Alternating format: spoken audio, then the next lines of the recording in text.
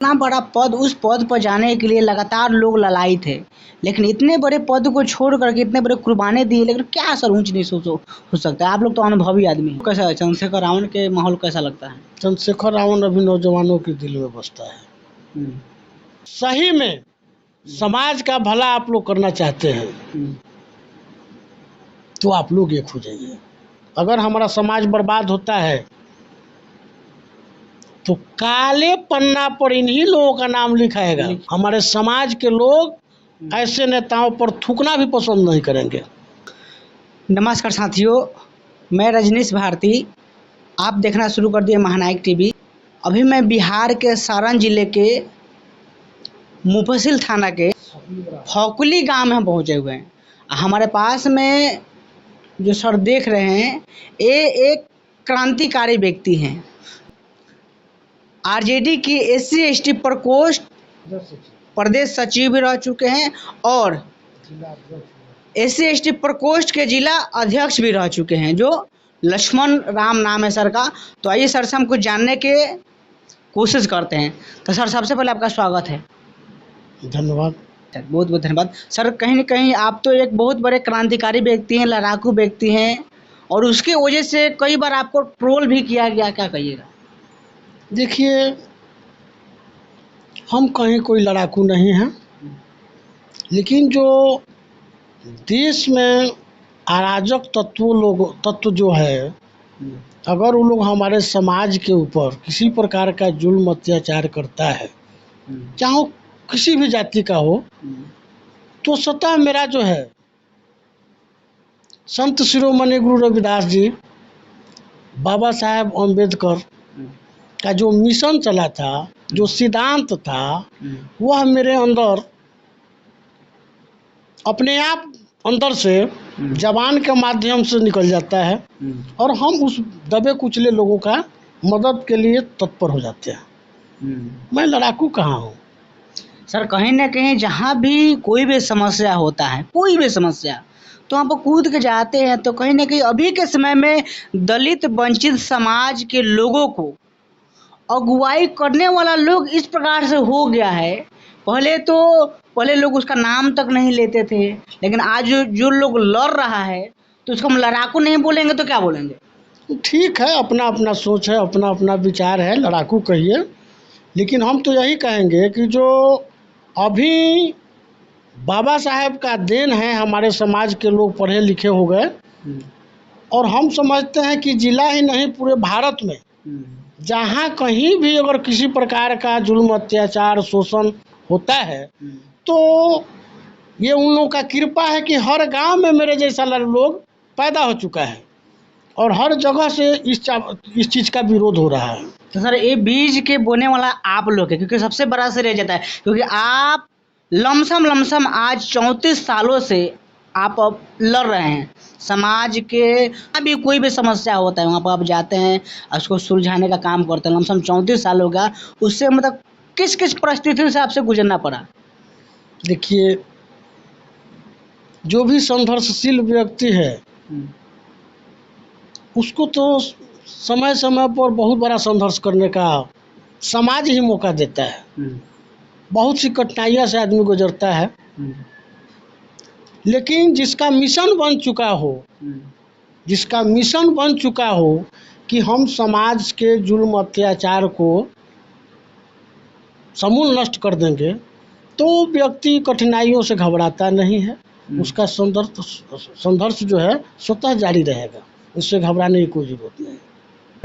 आप लोगों का एक कमेटी बना था कि संत शिरोमणि रविदास जी के आप लोग प्रतिमा बनाने के लिए लगातार आप लोग तत्पर थे, तो वो काम अभी सर कहाँ तक पहुँचा? देखिए, ये तो हम मंदिर का स्थापना तो 1 साल पूर्व कर चुके हैं।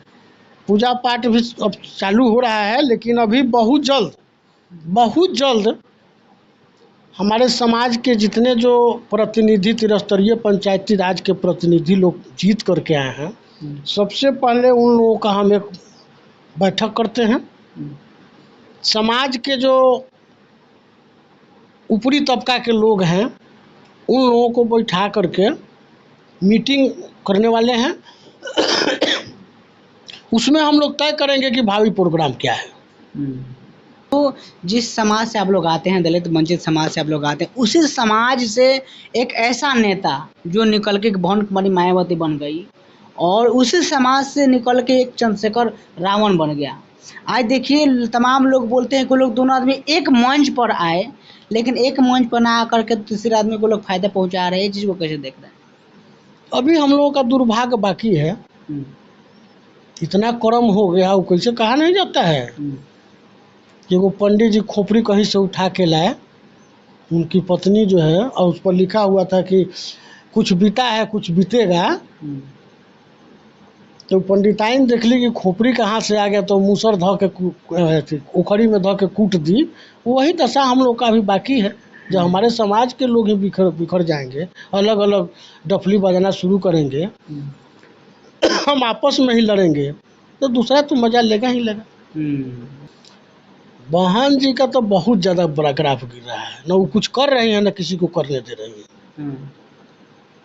लेकिन फिर भी अभी बहुजन समाज पार्टी के लोग बोल रहे हैं कि अब की बार फुल बहुमत से हम लोग मतलब अच्छा रिजल्ट लेके आएंगे। अच्छा, आपको खेत बुझा रहा है? खेत में फसल देख करके किसान अंदाज लगा लेता है। अब दूसरे किसी के सामने कोई कहे कि मेरा सबसे बढ़िया फसल हो जाए, हमको तो नहीं दिखाई दे रहा है। जब वहाँ सपा लड़ रहा है, चंद्रशेखर रावण लड़ रहे हैं, मायावती लड़ रही है, तो हम समझते हैं कि ये लोग तो मुलायम सिंह यादव का पार्टी सपा का ही बराबरी नहीं कर पाएंगे। सत्ता में आने की सपना कहाँ से देख रहे हैं? जब तक ये लोग दोनों नहीं मिल जाते हैं तब तक कुछ भी होने वाला नहीं है। लेकिन इस प्रकार से अगर ये लोग दोनों आदमी अगर एक साथ में आते हैं तो सर क्या नजर आ, मतलब अगर आ सकते थे, अभी तो खैर चुनाव का घोषणा तो हो गया, लेकिन अगर दोनों आदमी एक साथ तो लोग आ जाते तो शुरू समय का माहौल कैसा होता? अगर आ जाते तो हम समझते हैं कि इसका संदेश केवल यूपी ही नहीं बल्कि भारत के हर गांव तक अच्छा जाएगा। यहीं पर देखिए बहुजन समाज पार्टी के एक और बहुत बड़े नेता जो पूर्व आईपीएस हैं, जो आईपीएस के पद को छोड़कर ठुकरा करके बहुजन समाज पार्टी के दामन को थामे थे, लेकिन एकाएक वो बहुजन समाज पार्टी के भी हाथ छोड़ देते हैं। कैसे देख रहे हैं सर आप? कहीं ना कहीं अपना अपना विचार में अंतर पड़ा। या तो आईपीएस महोदय के विचार में गड़बड़ हो, या फिर हमारे जो बहुजन का नेता हैं उनके विचार गड़बड़ हो। पटरी नहीं बैठा इसलिए लोग छोड़ दिए। सर इतना बड़ा पद, उस पद पर जाने के लिए लगातार लोग ललाई थे, लेकिन इतने बड़े पद को छोड़ करके इतने बड़े कुर्बानी दिए, लेकिन क्या सर ऊंच नीच हो सकता है? आप लोग तो अनुभवी आदमी हैं। देखिए, इससे स्पष्ट होता है कि एक पढ़ा लिखा विद्वान व्यक्ति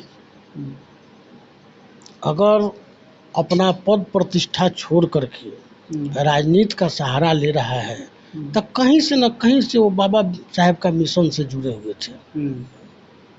लेकिन जो बाबा साहेब के मिशन के नाम पर